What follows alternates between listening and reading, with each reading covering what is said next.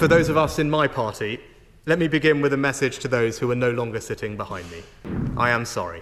We have lost too many diligent, community-spirited representatives whose wisdom and expertise will be missed in the debates and discussions ahead. Now we will take up the crucial role of His Majesty's official opposition, professionally, effectively and humbly. My advice to all members is to appreciate the role that you have every day that you have it.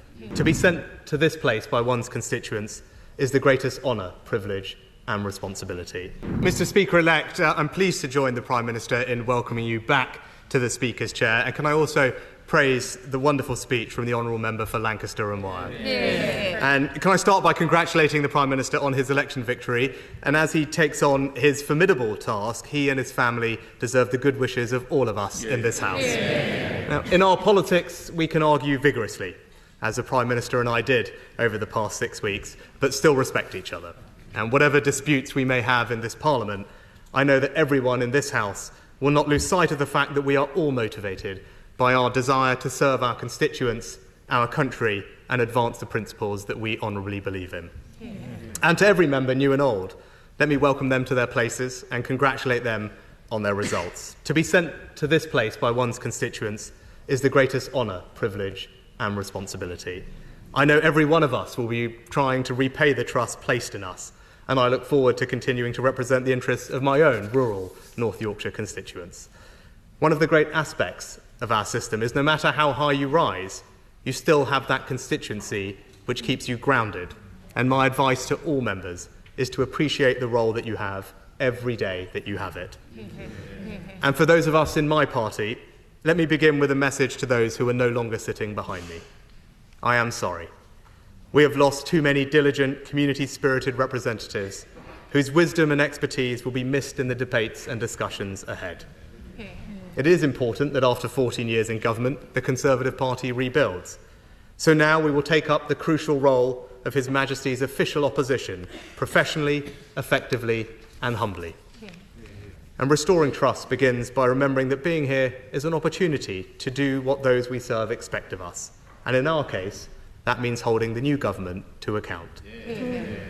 Can I congratulate the Father of the House, the member for Gainsborough?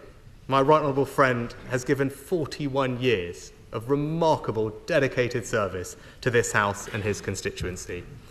I know full well how ferociously my right honourable friend fights for the interests of his constituents, and I applaud him for that. My right honourable friend is also testament to the benefits of an early morning dip in the Serpentine. And members may be interested to note that the Bottomleys have also had a big influence on my right honourable friend's career.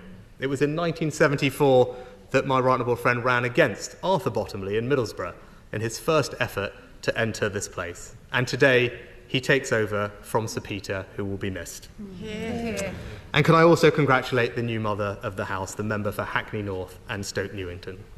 We have our differences on policy, but no one can deny the Right Honourable Lady's important role in this House and the inspiration for so many young women of colour that she has provided.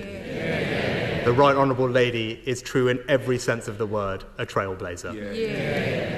And can I join with you, Mr Speaker-elect, to thank House staff for their hard work in welcoming our new colleagues to this House and their service over the coming Parliament. And finally, may I congratulate you, Mr Speaker-elect. When you first ascended to the Speaker's chair, you did so with a healthy majority, and that was testament to your wide appeal and the confidence in which this House places in you and your judgments. The last Conservative Prime Minister, the Right Honourable John Major, who spoke from these opposition benches, said about the role of the Speaker, "The job specification is pretty daunting.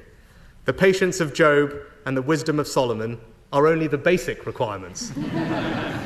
We demand also impartiality, independence and fairness." Well, Mr Speaker-elect, you have shown over the past 4.5 years how to protect that careful balance. The last few years in this House have been at times difficult, and you, sir, have always brought this House together. That was clear when we lost our colleague, Sir David Amess. And I know your guidance and support for members then was greatly appreciated. It is a privilege to be in this House. Our democracy is powerful, and as we have witnessed, it can be definitive.